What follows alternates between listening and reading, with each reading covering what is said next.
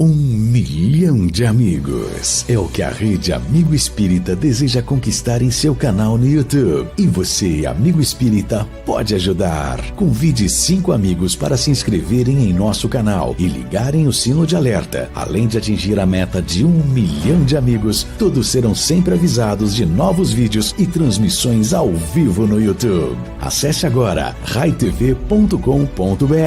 Rede Amigo Espírita, divulgando, instruindo e unificando.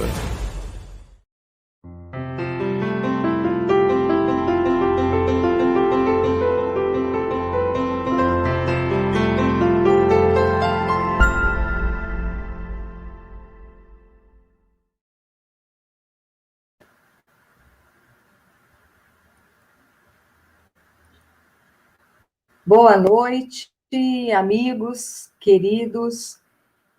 Mais uma live para a gente ter aqui um pouquinho mais de conhecimento, aprendizado. Eu estou falando de São João da Boa Vista, estado de São Paulo. O Marcos de Mário está no Rio de Janeiro, lá no Rio mesmo. Então, a gente tem, nesses momentos tão maravilhosos, essa oportunidade, né, de ter numa quarta-feira, no mês de maio, assim, bem tranquilo, a presença dessa pessoa maravilhosa que eu conheci aqui em São João, e, nossa, um estudioso da doutrina, e vocês vão gostar demais do bate-papo que nós vamos ter hoje. Boa noite, Marcos, tudo bem? Boa noite, Elaine. Graças a Deus, tudo bem. Estamos aqui tocando para frente, porque isso que é muito importante, né? E vamos explicar aqui para o público, né, que você me conheceu em São João da Boa Vista porque você me convidou para ir até São João da Boa Vista. Senão as pessoas vão falar, mas como é que ele caiu lá, se ele é do Rio de Janeiro, né? É verdade. E não foi transporte nem materialização, foi por avião mesmo, estrada, chegando lá num evento muito bonito sobre educação. Isso mesmo, Marcos, não foi nada de efeito mediúnico, né? Foi a matéria mesmo. Isso mesmo. Boa noite para vocês que estão entrando aqui, já estão participando com a gente. O Marcos, ele é do Grupo Espírita Seara de Luz, lá do Rio de Janeiro, educador, palestrante, escritor, tem mais de 30 livros publicados e ele é fundador e diretor do IBEM Educa.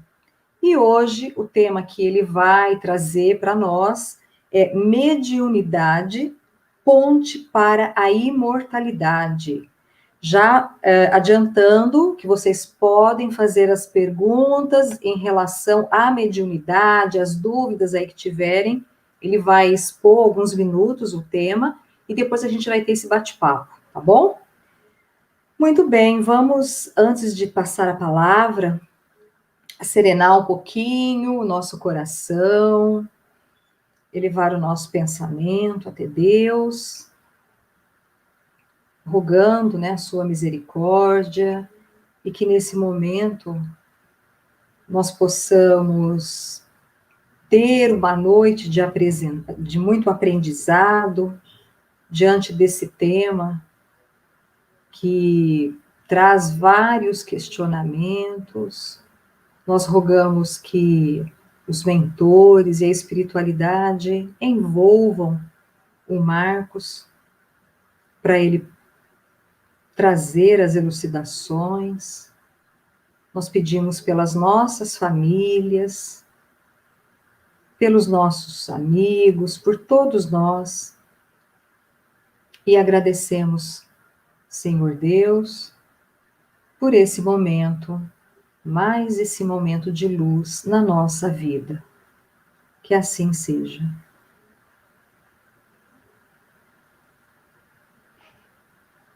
Muito bem. Então, eu vou passar a palavra, eu vou sair um pouquinho, tá? E daqui a pouco eu retorno para a gente fazer um bate-papo aqui. Fique à vontade, Marcos. Muito obrigado, Elaine.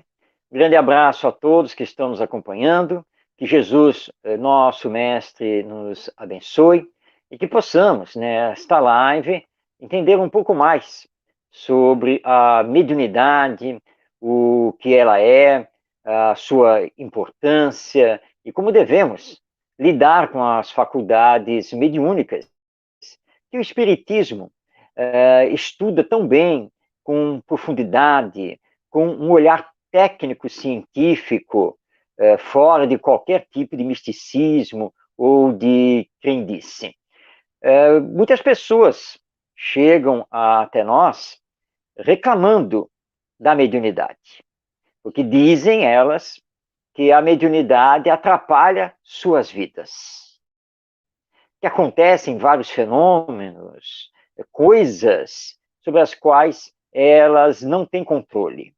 E por isso gostariam de saber se no centro espírita elas poderiam então comparecer para fazer algum tipo de tratamento para acabar com a mediunidade.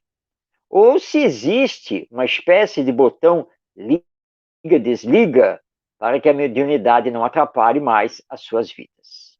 E para essas pessoas, nós precisamos explicar, antes de mais nada, que a mediunidade é um fenômeno natural.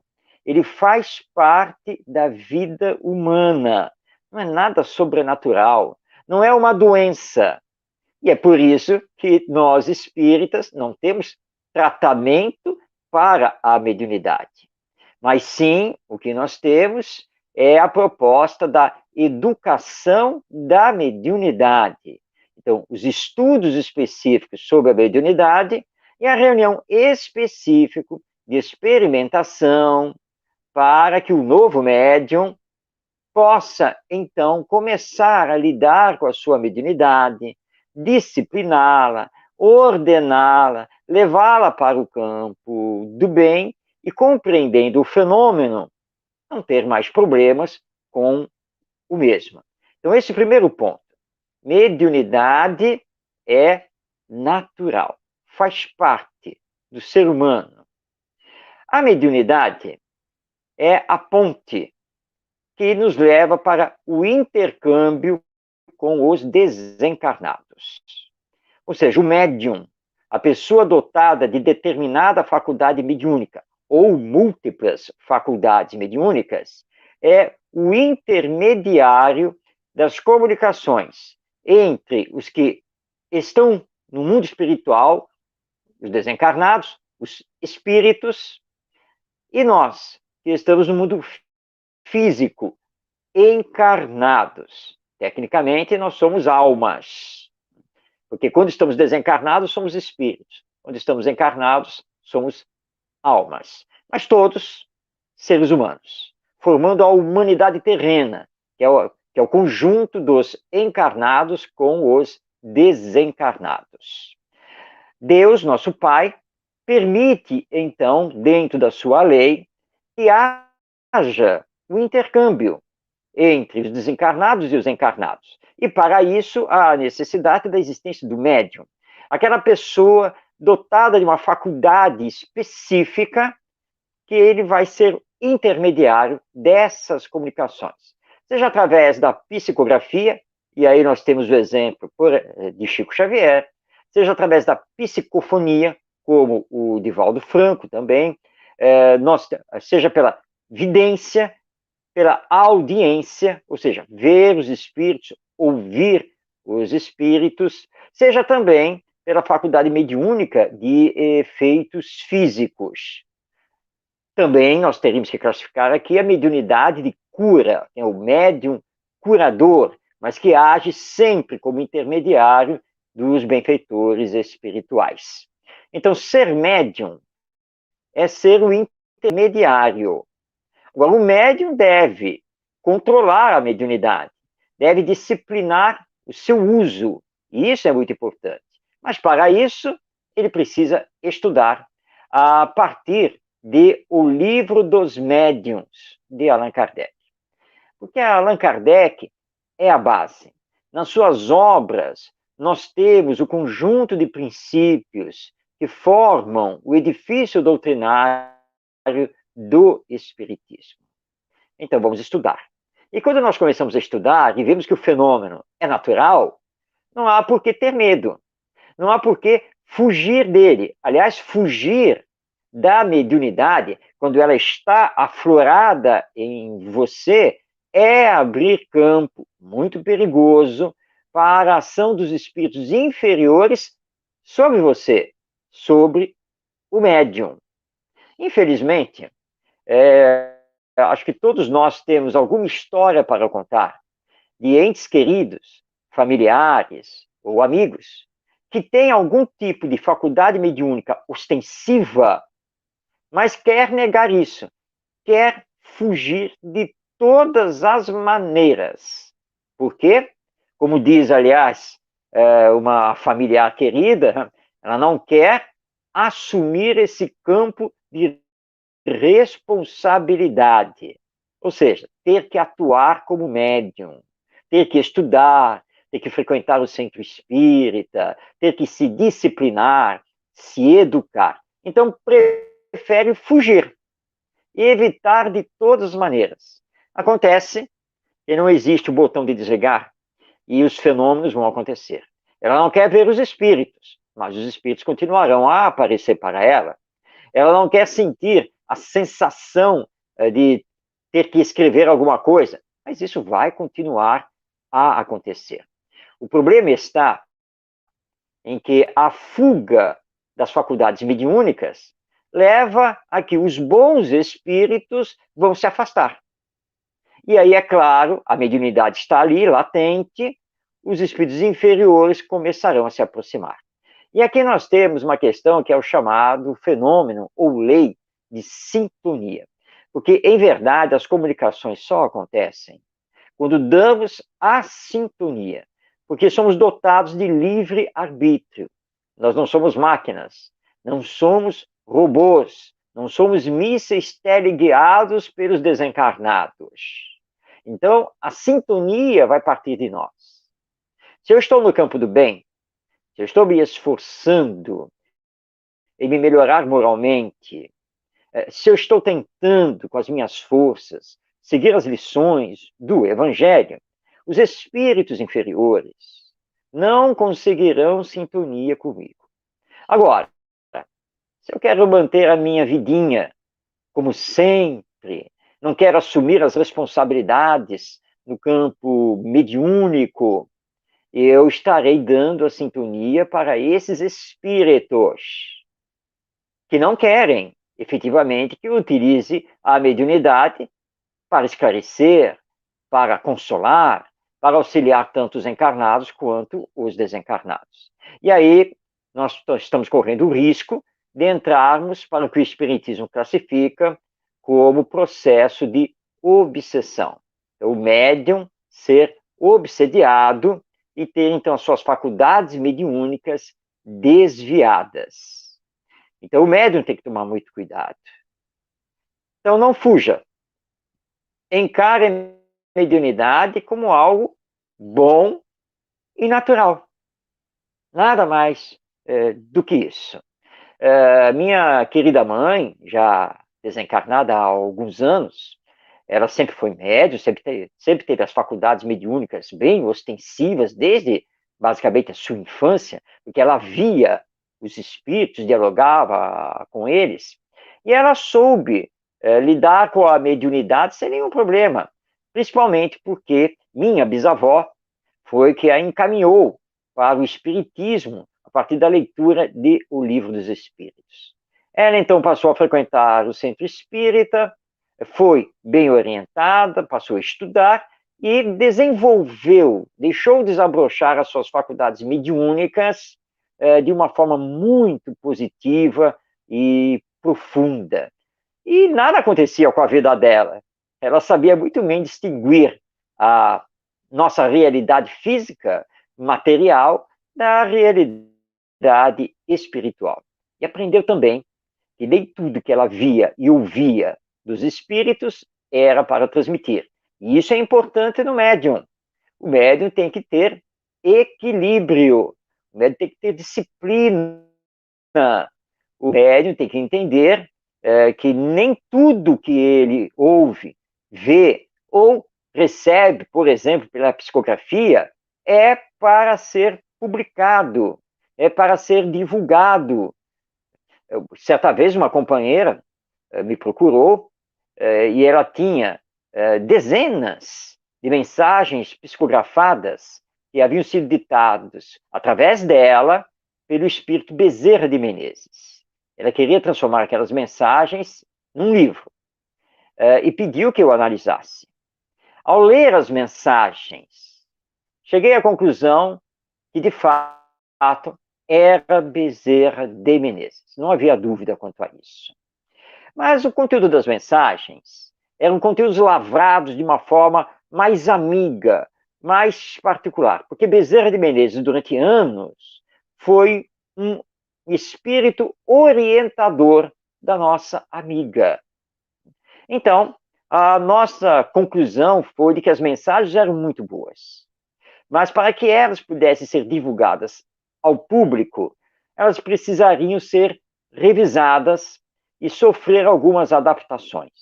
Mas que isso só poderia ser feito pelo próprio espírito, porque o espírito é o autor das mensagens, não o médium. Então, se ela, enquanto médium, pudesse conversar com, no caso, o espírito Bezerra de Menezes, e recebesse dele a aquiescência para isso, e ele marcasse dias e horários específicos para revisar as mensagens, poderíamos então chegar a um livro. Mas se isso não pudesse ser feito, que ela guardasse as mensagens como um tesouro particular desse venerável espírito a ela. Então, nem tudo é para ser falado, nem tudo é para ser divulgado. E, aliás, nossa querida médium Ivone do Amaral Pereira, ela deixa bem claro a todos nós, nas suas obras, que o chamado médium literato é um médium especial. Não é todo médium psicógrafo que está apto para receber romances, contos, crônicas e sair publicando livros. Não é assim que acontece. Trabalhar a literatura é algo muito específico, tanto por parte do médium, que precisa ter essa aptidão, quanto por parte também dos espíritos. Pois bem, então, mediunidade é um fenômeno natural. Ser médium é ser o intermediário das comunicações dos espíritos para conosco. Mediunidade não é doença, e a mediunidade tem que ser estudada, e aí o espiritismo nos faculta isso. O médium precisa se disciplinar e educar as suas faculdades mediúnicas para que ele possa, então, utilizá-las sempre para o bem, para o progresso moral dele e dos outros, da própria humanidade. Mas mediunidade é um tema vastíssimo. Nós temos dezenas de obras espíritas acerca da mediunidade a partir de O Livro dos Médiuns. E tenho certeza que muitos que estão aqui nos assistindo já estão aí formulando as suas perguntas, querendo alguns esclarecimentos e o aprofundamento do tema. E para aprofundar o tema, nada melhor do que passar a palavra àqueles que justamente querem perguntar e comentar. Não é, Elaine? Vamos então para a nossa segunda parte. Isso mesmo, Marcos. Enquanto o pessoal vai pensando, vai aqui organizando as suas questões, aí eu vou anotando, eu queria começar a te perguntar sobre o estudo. Você bem colocou que para ser um bom médium é preciso estudar, né? E que a sua mãe sabia separar as coisas espirituais das materiais, sabia quando e o que falar. Então, eu vejo assim, grupos se formam, mas o povo não quer saber de estudar. E alguns dirigentes, talvez desesperados por médiuns, acabam colocando pessoas despreparadas para essa tarefa. Então, eu queria que você falasse da importância do estudo e o porquê que os dirigentes se desesperam e acabam trazendo, às vezes, alguma situação ali complicada para o trabalho mediúnico. Bom, muito bom, Elaine. Nós temos aqui, historicamente, na cultura brasileira, nós temos assim, uma fertilidade mediúnica, que é muito nossa mesmo aqui, do povo brasileiro. Então, quando o Espiritismo veio da França para cá, ou seja, quando as obras de Kardec começaram a chegar no Brasil, começaram a ser traduzidas e estudadas, encontrou um terreno fértil, mediúnico, na nossa nação. Então, o movimento espírita brasileiro, ele se estruturou muito em torno de médiuns, que começaram a ficar famosos. Médiuns receitistas, médiuns curadores. Então, nós tivemos essa ligação muito forte com a mediunidade. Nós, então, colocamos aqui no Brasil, durante muito tempo, em segundo plano, o estudo do Espiritismo, porque nós formatamos que o grupo espírita, né, o centro espírita, ele se formava sempre no entorno de um médium. Isso aconteceu durante dezenas de anos. Era só aparecer um médium com uma certa capacidade com as suas faculdades mediúnicas, as pessoas iam, né, se reunindo no entorno dele, o grupo começava a crescer e acabava dando origem a um centro espírita. Mas um centro espírita alicerçado nesse médium e nas reuniões mediúnicas e também na assistência social, porque todos nós sabemos, né, dos quadros aqui de injustiça social e de miséria que até hoje nós enfrentamos na nossa nação. Então era questão de aliar mediunidade com caridade. Mas esse é um fato histórico, que nós compreendemos, nós entendemos. Mas só que o tempo passou, e aí nós fomos percebendo no movimento espírita que havia necessidade de estudar, porque determinadas práticas estranhas ao espiritismo estavam vigorando nos centros espíritas. Por exemplo, havia um centro espírita aqui no Rio de Janeiro, que eles faziam a corrente. Mas no caso deles era uma corrente diferente. Muitos conhecem a corrente como aquela questão de dar as mãos para se ter uma força maior. Que, aliás, no capítulo 25 de O Livro dos Médiuns, que é o capítulo sobre as evocações, há uma pergunta de Kardec a respeito disso, e os espíritos dizem que fazer corrente se dando as mãos não significa absolutamente nada para os espíritos. Mas esse centro espírita tinha uma corrente diferente, que era o seguinte: você chegava, no meu caso, eu era convidado para fazer a palestra. Aliás, era uma casa muito boa, sempre fui muito bem recepcionado, era gostoso estar lá com eles. Quando terminava a palestra, os médiuns da casa se posicionavam lá na mesa e os passistas, alguns outros, se posicionavam fazendo um corredor na porta de saída do centro espírita. Bom, por que isso? É porque as pessoas, então, levantavam, tinham que passar por entre aquelas pessoas, né, com as mãos lá levantadas, né, fazendo lá um triângulo, né, e ali, se você tivesse um espírito obsessor, esse espírito obsessor imediatamente ia ser jogado lá para a mesa e o médium ia receber o espírito obsessor para ser doutrinado. Eu achava isso uma coisa estranhíssima. Mais estranho ainda, porque apesar de todo o preparo que eu fazia para bem fazer a palestra, Elaine, sempre que eu passava pela tal corrente, um espírito obsessor se apresentava lá na mesa. Eu falei, não é possível. Não é possível. Como é que pode isso? Eu vim fazer a palestra, eu me preparei, e mesmo assim eu tenho um obsessor. Mas onde está a fundamentação disso nas obras de Kardec? Em lugar nenhum. Mas é a falta de estudo levando a isso.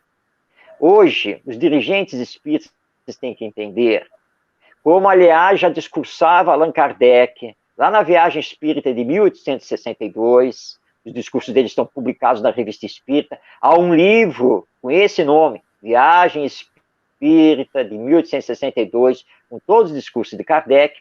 Kardec já dizia que para se ter um grupo espírita, um centro espírita, não há necessidade da existência de um médium.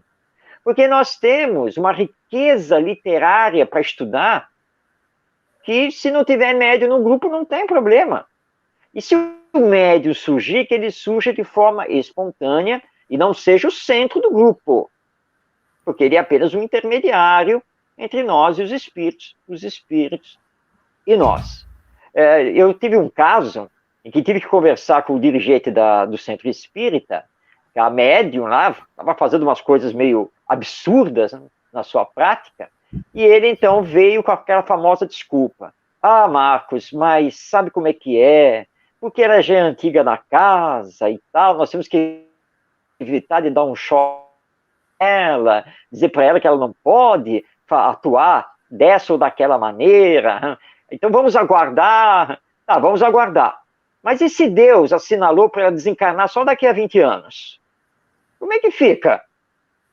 Nós vamos esperar 20 anos, esperar ela desencarnar? Não, nós temos que chamar essa médium, com toda a fraternidade, carinhosamente, sentar, começar a conversar e ir mostrando, olha, tem que evitar isto, olha, isso não é exatamente adequado com a doutrina espírita. A pessoa terá uma reação natural, muitas vezes, de não aceitação. Mas é nosso dever, porque senão as pessoas que estão entrando no centro espírita vão lá ver a prática mediúnica incorreta, equivocada. E aí que adianta estudar? Eu estudo uma coisa, mas na hora da prática é outra. Então, realmente, é um dever dos dirigentes espíritas não correr atrás de médiuns e corrigir práticas que vêm do passado e que ainda não foram corrigidas. Claro que nós vamos fazer isso com todo o amor, com toda a fraternidade, levando o tempo que for necessário para ir corrigindo, mas é preciso fazer isso, porque a mediunidade faz parte do espiritismo, mas o espiritismo não é a mediunidade.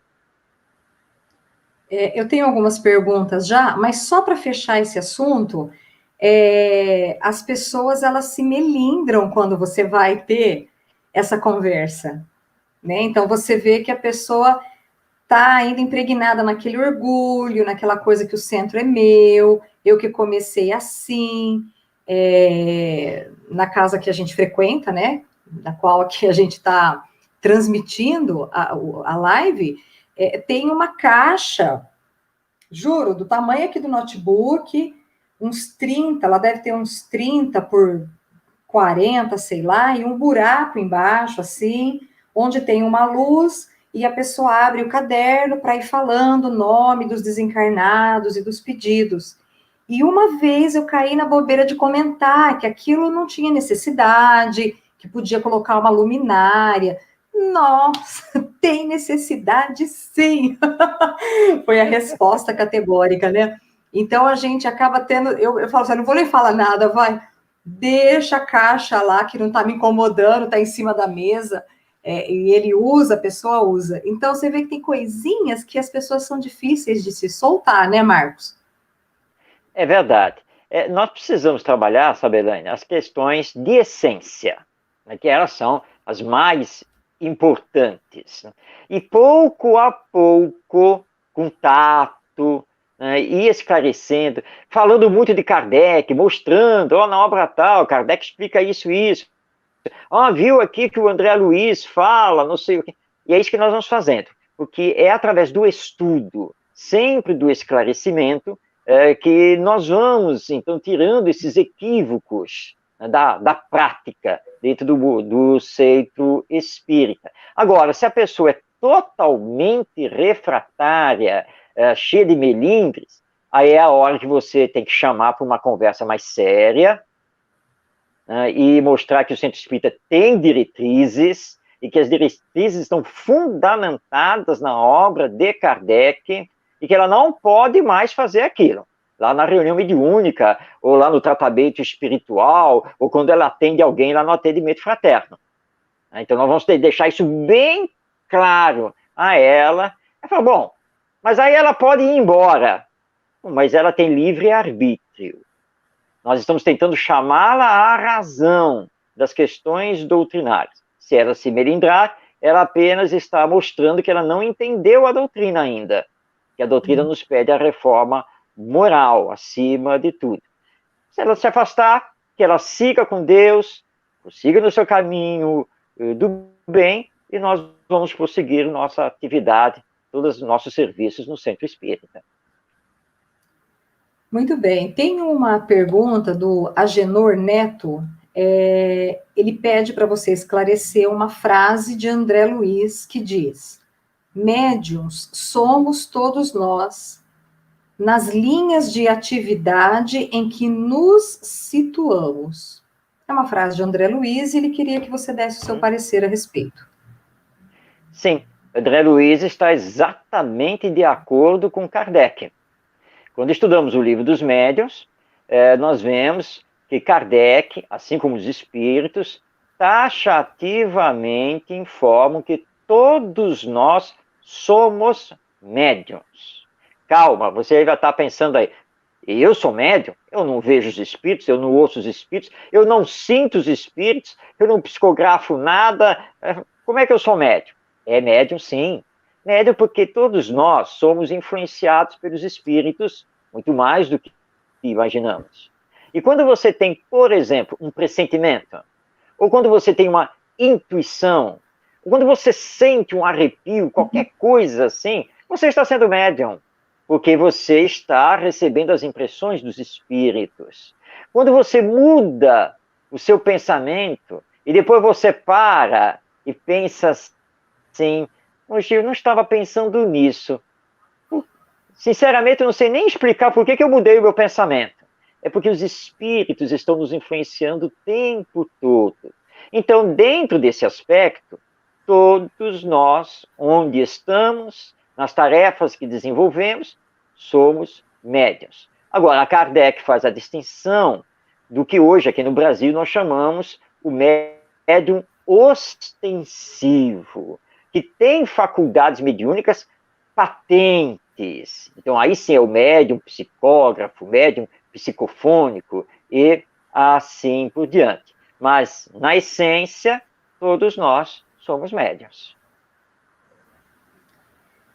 Tem uma questão aqui que o Daniel colocou, o entendimento da lei de Moisés, que proibia a comunicação com os espíritos, renovado por Jesus, a evocação dos espíritos exercida com as mediunidades, tem a finalidade nobre de receber conselhos dos espíritos superiores, moralizar os voltados para o mal, trazendo consolação pelos entes que regressam ao plano espiritual? Bom, comecemos com Moisés.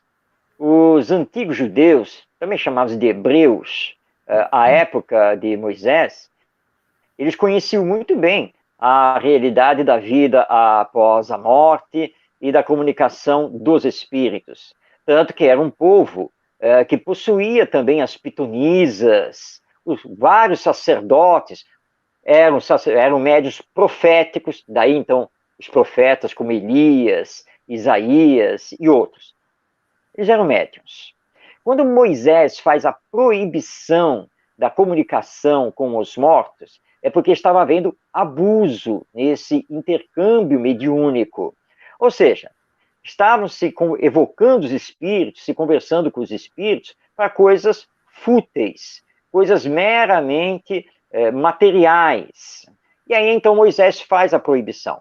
Mas logo na sequência, Moisés precisou receber a orientação dos espíritos.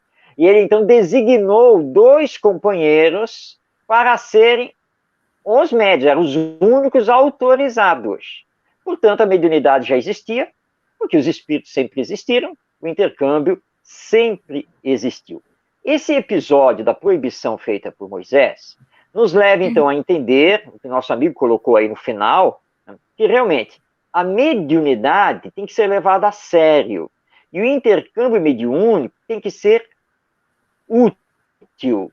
E os espíritos se apresentam normalmente para nos orientar do ponto de vista moral, para nos ligar ao Evangelho de Jesus, para nos dar bons conselhos. Também para dizer para nós como é a vida após a morte. Então, nós vamos descortinar através da mediunidade essa realidade, né, que nós vamos encontrar mais dia menos dia, porque é fatal, temos que retornar ao mundo espiritual. E nós temos na mediunidade, sim, esse grande campo de consolo, de orientação, àqueles que perderam seus entes queridos, que ainda não sabem que a vida continua após a morte, mas que em contato com o espiritismo e a mediunidade podem receber mensagens consoladoras. E aqui nós podemos destacar o Chico Xavier, porque o Chico Xavier deixou dezenas de obras psicografadas, de mensagens de entes queridos recém-falecidos. Livros como Jovens no Além, Estamos no Além, Enxugando Lágrimas e tantos outros, comprovando que a vida continua após a morte e levando centenas, milhares de pessoas a se consolarem e saberem que a morte não é o fim de tudo e que os nossos afetos continuam no além e que nós vamos sim nos reunir um dia com toda certeza. Tem o livro Cartas de uma Morta, que também é muito lindo, do Chico. Quem tiver oportunidade, leia. São as mensagens da mãe dele. É muito bonito também. Bom, a Genor também está perguntando. E para exercer a mediunidade, é preciso ser espírita, Marcos? Não, absolutamente não. Porque a mediunidade é uma faculdade natural do ser humano e ela pode eclodir em qualquer pessoa, em qualquer lugar, tendo essa pessoa religião ou não, e essa pessoa pode ser até ateísta, não acreditar em Deus e ser materialista, mas vai ser médium, porque ela tem as faculdades mediúnicas. Então, para exercitar a mediunidade, não há necessidade de conhecer o espiritismo e ser espírita. Agora, o espiritismo vai auxiliar muito, porque o espiritismo explica, né? Estuda e explica a mediunidade. Mas as faculdades mediúnicas podem eclodir em qualquer pessoa, independente do conhecimento do espiritismo. Muito bom. O Chandler está perguntando, poderia comentar sobre o fato de alguns médiuns captarem e reportarem com mais facilidade o psiquismo do espírito comunicante, enquanto outros reportam apenas através de sua própria expressão pessoal? Sim. Nós temos que entender que os graus de mediunidade são extremamente variáveis.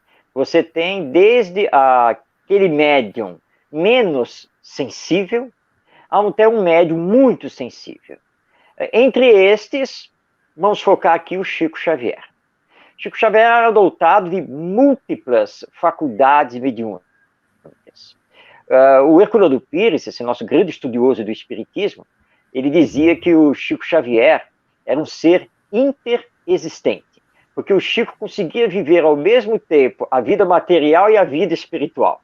Então, as faculdades mediúnicas nele eram exuberantes. Ele tinha uma sensibilidade mediúnica em altíssimo grau. Era uma coisa assim impressionante. Eu conheci uma médium em São Paulo, a querida irmã Georgina, hoje eu a chamo de irmã Georgina, ela já está desencarnada, e para você ter ideia, era assim, né? Você tinha o prédio do centro espírita e nos fundos a casa dela. E tinha um corredor lateral que levava até a casa. Você abria o portão do centro espírita, você estava chegando, abriu o portão do centro espírita, às vezes nós entrávamos pelo corredor lateral, para entrar pelos fundos do centro espírita. E ela, então, ela já estava lá na porta da casa dela. Aí nós íamos chegando, e quando você estava chegando mais perto, ela olhava para você, mais ou menos assim, Marcos, para resolver o seu problema, você precisa fazer isso e aquilo. E aí você parava e olhava assim para ela, é mesmo, dona Georgina? Tá, ok? Mas fica calmo, porque tudo vai se resolver. E aí você saía assim, ia abrindo o centro, meu Deus, como é que ela sabe? É que ela sabe. Eu não falei nada para ela, ninguém está sabendo nada. Ela nem me esperou chegar perto dela e já foi falando. Porque é um médium com alto grau de sensibilidade. Mas esses são raros. Não são todos, não. Então nós temos os médios, vamos dizer assim, com um grau mediano dessa sensibilidade psíquica, de captação das comunicações, e outros que são muito dependentes mesmo ali do espírito, falar mesmo com ele, dar toda a orientação. Então isso se explica justamente pelos graus variados de sensibilidade de cada médium. Isso é muito variável, tanto que nós podemos dizer que basicamente não existe um médium igual ao outro. Com os centros fechados, praticamente 2020, nós paramos em março e algumas casas estão retomando de 15 dias para cá, outras até tentaram em outubro e logo fecharam de novo. Mas nós ficamos aí há um ano com as casas fechadas. O trabalho mediúnico e o médium, como ficaram?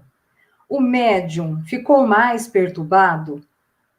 Ele sofreu mais obsessão? Porque eu ouvi isso de algumas amigas. Ah, mas eu estou sentindo falta, parece que eu estou perturbada porque não estou trabalhando a mediunidade. Como falar? Como responder isso?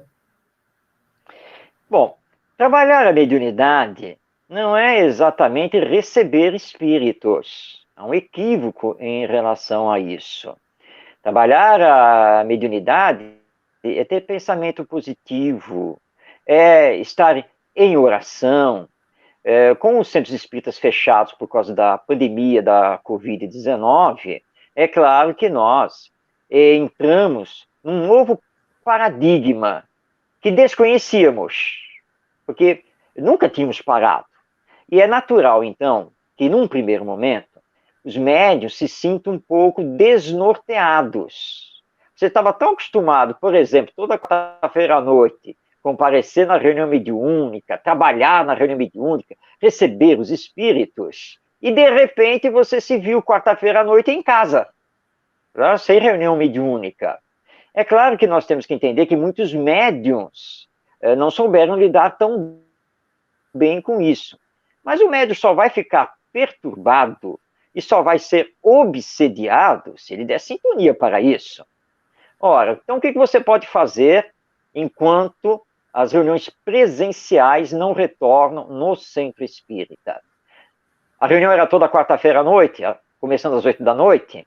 Então faça o seguinte, em casa, reserve a quarta-feira às 8 da noite para se recolher, para boas leituras, em prece, vibrar pelos doentes, pela humanidade. 10, 15 minutos, como se você estivesse fazendo um evangelho no lar especial. Você está atuando enquanto médium, só não vai receber espíritos, porque não se deve fazer isso em casa, no próprio lar.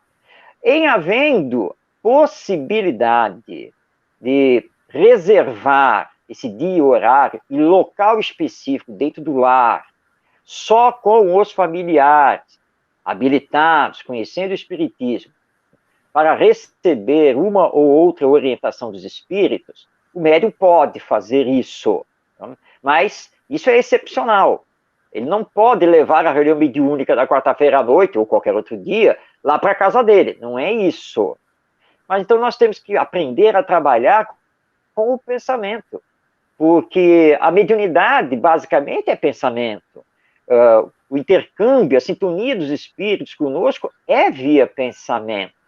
Então, que os médiuns, em casa, continuem a estudar, participar das lives, fazer o evangelho no lar, sempre ter um bom pensamento, porque os espíritos inferiores, nesse caso, não terão acesso, eles não vão ter como perturbar o médium.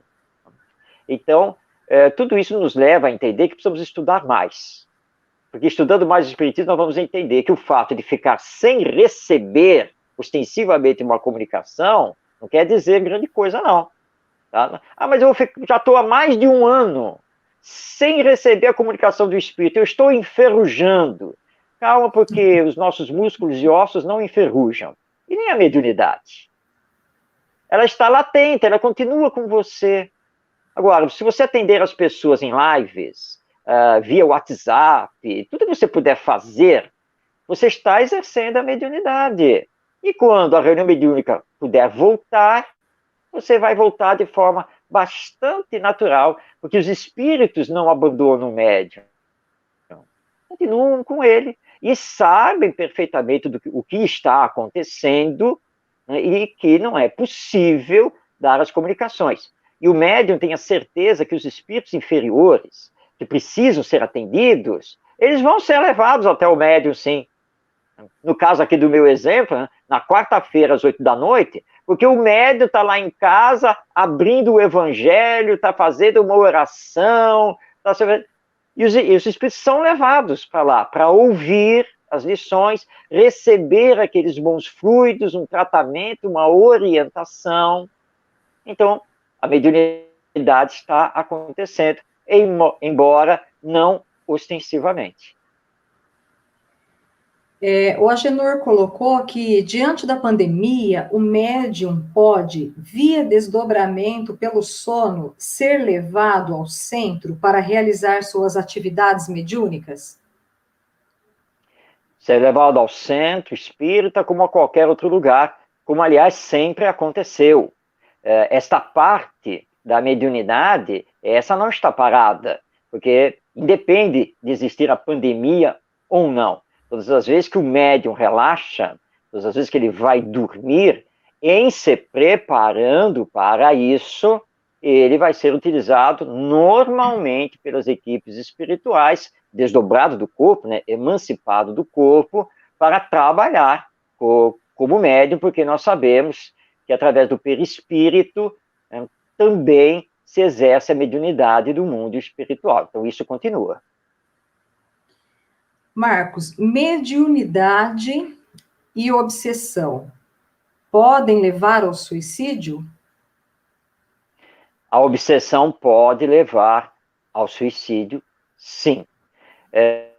A obsessão tem várias causas, mas a principal delas é a vingança, relativa a algo que fizemos no passado a alguém, e esse alguém não nos perdoou, e vem fazendo um esforço, então, de vingança. E nesse esforço de vingança, pode sim nos levar ao suicídio, porque Allan Kardec nos explica que nós temos a obsessão simples, que parte por uma fascinação e que chega à subjugação. A subjugação é muito perigosa, porque ela, em graus elevados, chega à possessão, onde o espírito passa a dominar praticamente por completo o nosso livre-arbítrio. Ele vai nos arrojar num estado de depressão, um estado muito profundo, as mutilações que às vezes as pessoas se fazem, e isso pode acarretar, sim, o suicídio. Por isso, o atendimento fraterno, a desobsessão, as orações de intercessão são muito importantes. E nós temos que tomar muito cuidado e não nos enganarmos, dizer, não, mas ela não vai cometer o suicídio, não. Temos muito cuidado, porque o espírito inferior, o que ele quer é isso mesmo, levar a pessoa de volta ao mundo espiritual, porque se a pessoa desencarnar, estará sob total controle dele, que ele acha que a vingança dele, na verdade, é justiça, né? Ou seja, eu sofri muito nas mãos dele no passado, então agora ele tem que sofrer nas minhas mãos. Então os médiuns têm que tomar muito cuidado com isso. Sintonia sempre com o Evangelho, trabalhar sempre a humildade e realizar todos os esforços na sua transformação moral e, claro, estar sempre na caridade, porque são os antídotos para esses processos obsessivos. Médiuns que estão passando por tratamentos psiquiátricos seja a depressão, sejam outras situações, e que estejam tomando uma medicação muito forte, dando uma sonolência, ou até tirando um pouco ali, desligando o pensamento da reunião. Pode-se trabalhar, pode-se ainda assim constituir a mesa mediúnica, ou como é que faz? Ou o dirigente pede para ele afastar, fazer o tratamento, como é que funciona isso?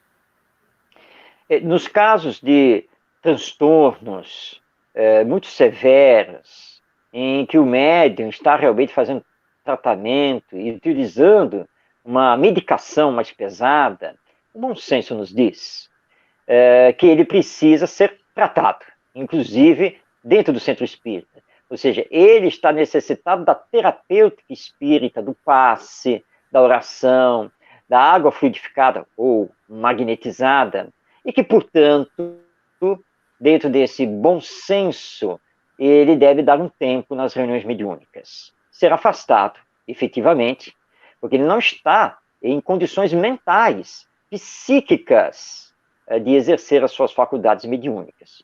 O médium não precisa se preocupar com isso, porque os benfeitores espirituais, enquanto ele estiver em tratamento, vão suspender as suas faculdades mediúnicas. Normalmente é o que acontece. Claro que isso não isenta o médium de ficar mais fragilizado e receber, às vezes, o assédio de espíritos inferiores. Mas aí é uma prova para o médium, né, que ele terá que trabalhar com isso. O Chico Xavier passou por essa situação, porque o Chico teve uma fase da vida dele em que ele teve labirintite, e ele contava que certa vez ele estava realmente com a labirintite muito atacada e ele estava deitado na cama. E ele estava sofrendo assédio mental de espíritos obsessores. E aí ele viu o Emmanuel, o seu benfeitor espiritual, contou para o Emmanuel o que estava acontecendo. E se o Emmanuel não poderia bloquear isso, até ele melhorar da labirintite. O Emmanuel disse a ele, sim, perfeitamente, claro. Aí o Chico ficou todo feliz, né? Que bom, né? Só que o Emmanuel disse a ele, mas, Chico, acontece o seguinte, se eu fizer isso, essa intervenção, tá?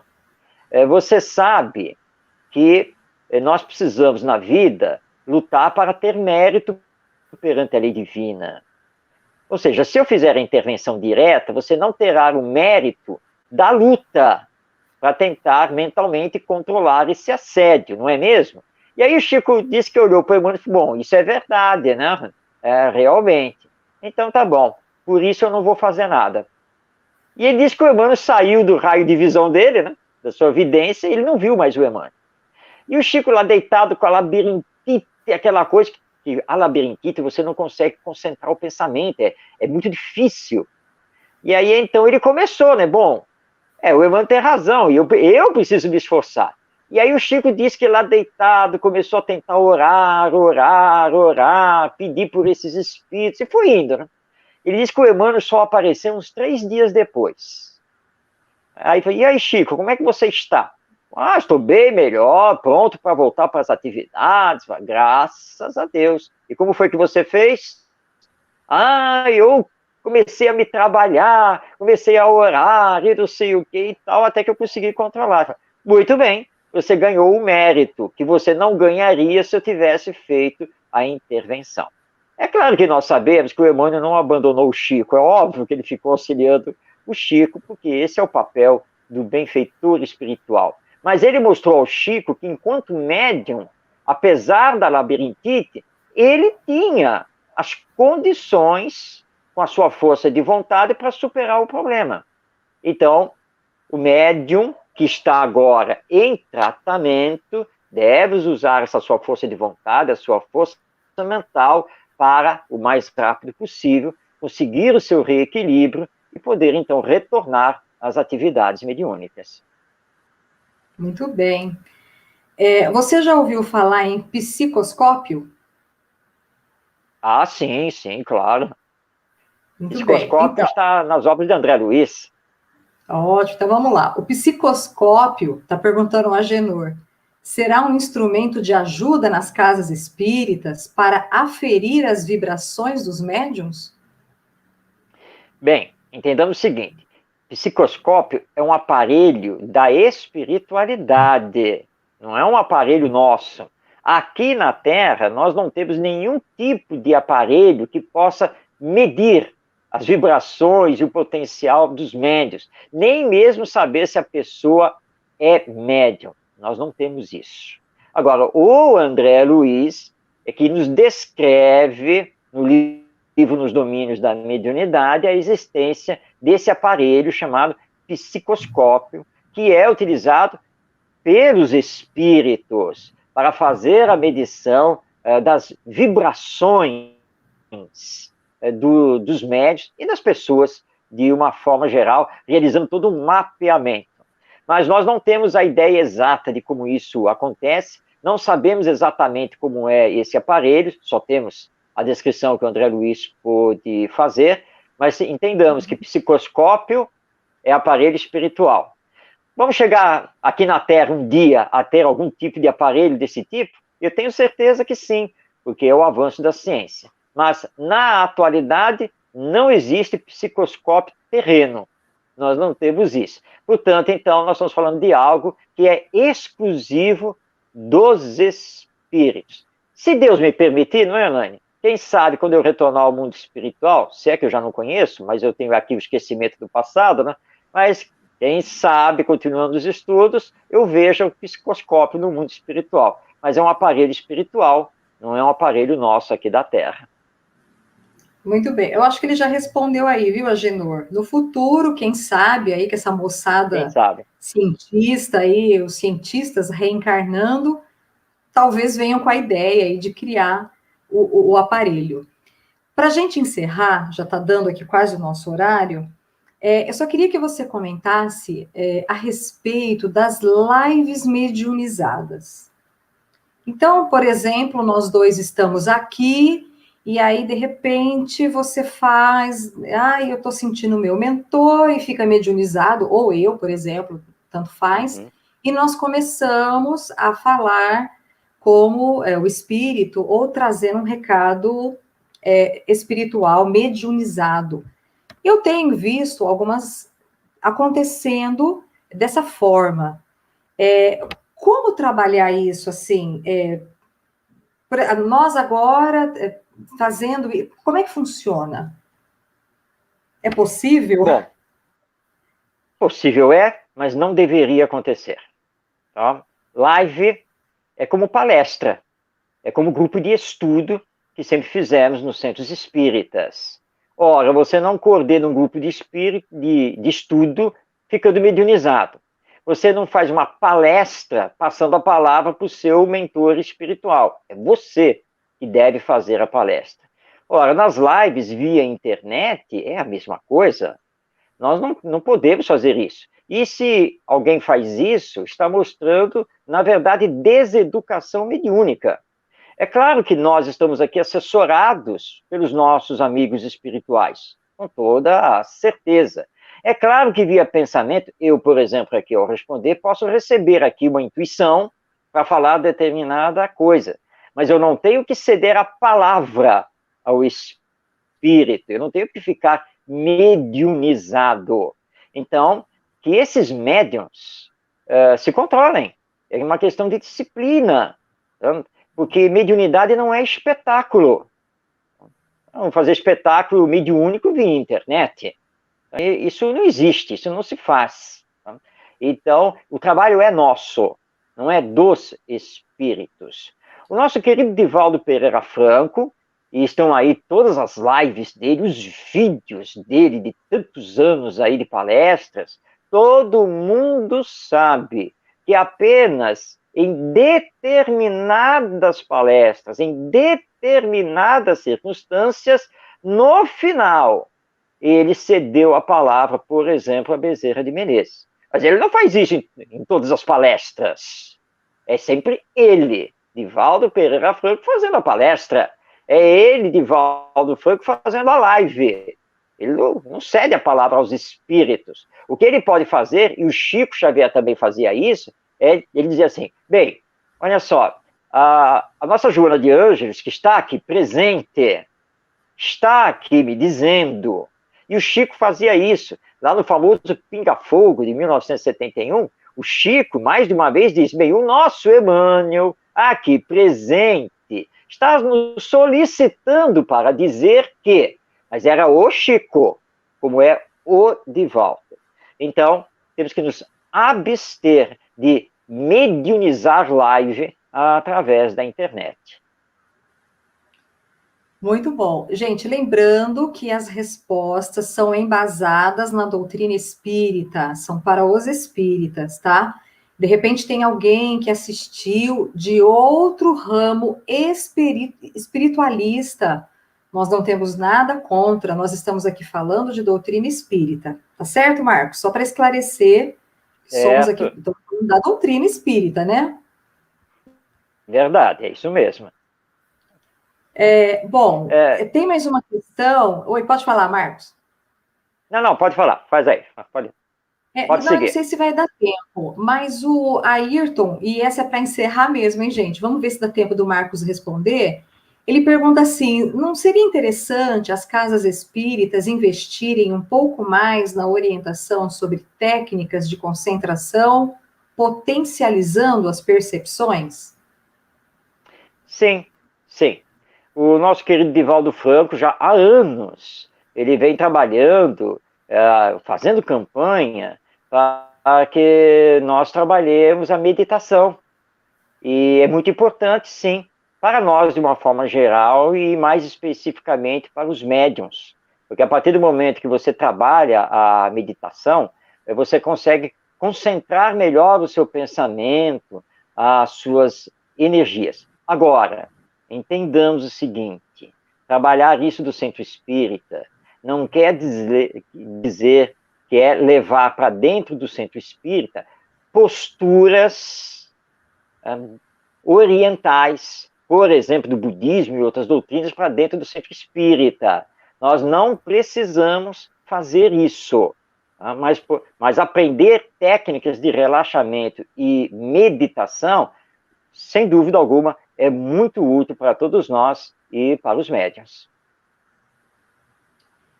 Bom, e encerrando, então, hoje nós tivemos o desencarne da dona Sueli Caldas Schubert, uma grande espírita e divulgadora da doutrina, principalmente da parte mediúnica.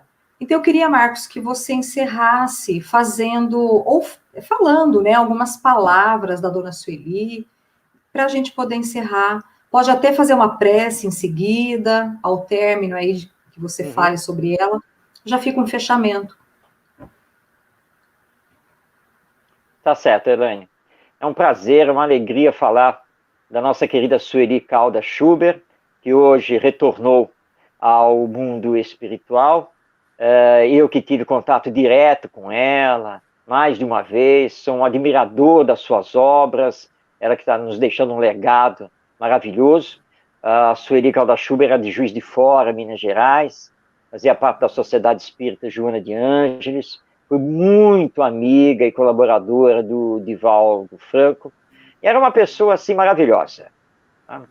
Adorava conversar, contar histórias, ela era muito divertida também, mas os seus seminários e as suas palestras eram, assim, verdadeiras aulas sobre o espiritismo, a mediunidade, na qual ela foi muito ligada. Aliás, ela era uma médium extraordinária. Ela nos deixou um legado maravilhoso, que vai continuar conosco, é aquela boa saudade, e que todos nós oremos por ela. Quem não conhece a Sueli Caldas Schubert, estão aí os livros dela, conheçam. O primeiro livro dela foi o Obsessão e Desobsessão, lançado pela Federação Espírita Brasileira. Ela tem livros que explicam a mediunidade, livros que ela se debruçou sobre os poderes da mente. Foi uma grande estudiosa, apesar de ser apenas uma dona de casa, o que surpreende muitas pessoas, mas com o espiritismo ela conseguiu estudar muito, ela conseguiu realmente se fazer. Quando eu recebi a notícia semana passada, que ela estava internada no hospital, mas não estava na UTI, eu já tive o pressentimento que era a despedida, porque já de alguns anos, porque a Sueli já estava idosa, já de alguns anos ela estava com vários problemas, ela já não podia mais ficar em pé para fazer uma palestra, uma caminhada para ela de 50, 100 metros já estava sendo um sacrifício, ela basicamente já estava já na cadeira de rodas. Foi a batalhadora do Evangelho, a divulgadora do Espiritismo, que cumpriu a sua missão e que chegou ao final, né, tendo que retornar ao mundo espiritual. É claro que nós desejaríamos que ela continuasse aqui ainda um pouquinho mais de tempo conosco, mas o legado dela é maravilhoso, então nós só temos que agradecê-la, recordá-la, homenageá-la e, sem dúvida alguma, orar para que ela logo esteja em equilíbrio esse seu retorno ao mundo espiritual e possa continuar o seu trabalho aqui nos auxiliando e orientando. Então vamos orar, né, mãe? Vamos orar por ela e por todos que estão partindo de volta ao mundo espiritual. Senhor Deus, aqui estamos, reunidos em Teu nome, nesta live espírita, conversando sobre este tema importante da mediunidade, que é a ponte para a imortalidade, a vida que continua. E aproveitamos este momento, Senhor, para rogar por todos os que estão partindo através da pandemia da Covid-19 e também orar pelos familiares e amigos que aqui ficam com a dor da saudade. Que as equipes espirituais, benfeitoras, possam a todos amparar. E que diante dessa expiação coletiva, possamos entender da necessidade da nossa urgente transformação moral, da nossa humanização e espiritualização, para, em mais breve tempo, conseguirmos alçar o nosso mundo em mundo de regeneração. E hoje, Senhor, em especial, voltamos o nosso pensamento à nossa querida Sueli Caldas Schubert, que voltou de retorno ao mundo espiritual. Que chuva de bênçãos, de amor, recaiam sobre ela, essa grande lidadora do Espiritismo, essa mulher que dedicou a sua vida para amparar o próximo e a todos orientar. Que ela, no mais breve tempo possível, possa estar de volta conosco, fazendo parte das equipes espirituais que continuam a socorrer a humanidade terrena. Obrigado, Senhor, por tudo que temos recebido. Obrigado pela luz do Espiritismo. E que possamos encerrar esta live e retomar as nossas atividades com o Evangelho em nosso coração, continuando a nossa caminhada no bem e no amor ao próximo. Muito obrigado. Assim seja.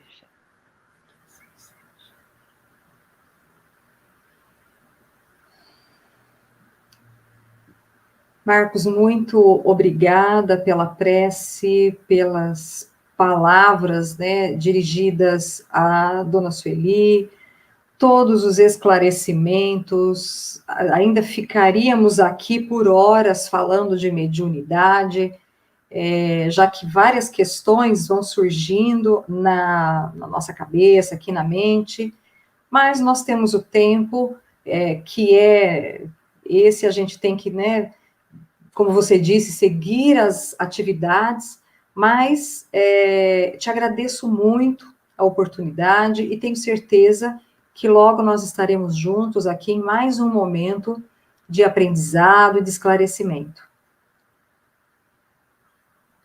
Eu que agradeço a você, Elaine, o convite fraterno, e que possamos, sim, se Deus o permitir, estarmos juntos mais uma vez para continuar este tema e tantos outros tão importantes que o Espiritismo aborda. Um grande abraço a você e a todos que nos acompanharam. Obrigada a todos que estiveram aqui, de várias partes do Brasil, e nós finalizamos desejando uma boa noite, que o Senhor ilumine a todos nós. Obrigada, gente, até mais. Tchau.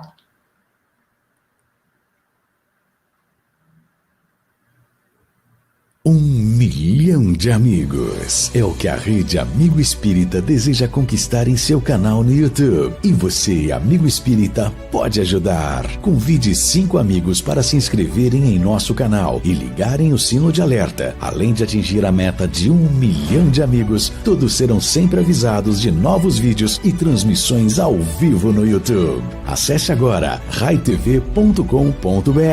Rede Amigo Espírita, divulgando, instruindo e unificando.